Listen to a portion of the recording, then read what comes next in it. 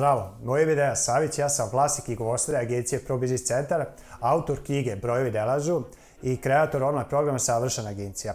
Tema ovog videa jeste ne izmišljajte toplu vodu, jer topla voda je već izmišljena, a u komunikaciji sa drugim ljudima, a i lično sam i sam bolovao te boljke, da ljudi pokušavaju da stalno izmišljaju neke nove stvari umjesto da potraže već gotova rješenja. Ja sam imao jednu situaciju dok sam još studirao, da je meni bilo potreban jedan rečnik iz engleskog jezika i ja sam ušao u knjižaru da kupim taj rečnik jezika, ali pogledao sam slučajno na policama jednu knjigu gdje je pisao Savršeno pamćenje.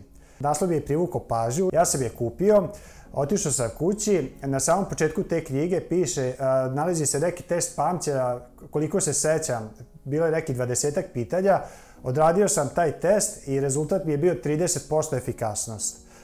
Posle nekih 2-3 sata, nakon što sam pročitao par poglavlja i nakon što sam uradio par vežbi, ponovno sam se vratio na taj test i rezultat mi je bio neverovatnih 90% uspješnosti. Prvi put mi je bio bi bolji rezultat nego na početku. To je meni bio jedan aha moment, da nešto kao što je pamćenje, ja uopšte nisam bio svestan da se to može poboljšati. A zašto mi je to bilo bitno? Zato što sam tad studirao i ja sam mislio da učenje je za svakog individualno, znači tako je kako i ne može se poboljšati. Pamćenje je deo učenja. Kad sam kupio tu knjigu, kupio sam još par knjiga, konkretno tu je izdavač Finesa, ako želite da potražite te knjige. I nakon toga ja sam moje učenje ubacio u 5. brzinu i ekonomski fakultet sam završio u roku. Nakon toga taj princip da se ne izmišlja topla voda, nego da se pronađu već gotovi recepti i da se samo primene, u svom primjeru sam primenio i na posao, i na učenje jezika, i na marketing, na prodaju i na skoro sve stvari koje radim u životu. Prvi korak jeste da vidim da li postoje rješenje, a u 99,99% slučaja postoje rješenja. Na primjer, rekao sam na početku videa da sam ja napisao knjigu Brojevi ne lažu. Tu knjigu sam napisao 2016. godine, prije toga nisam napisao nikad knjigu. A da bi napisao tu knjigu, šta sam uradio? Otišao sam na internet, otišao sam na Amazon i našao sam jednu knjigu koja govori kako napisati knjigu za 21 dan.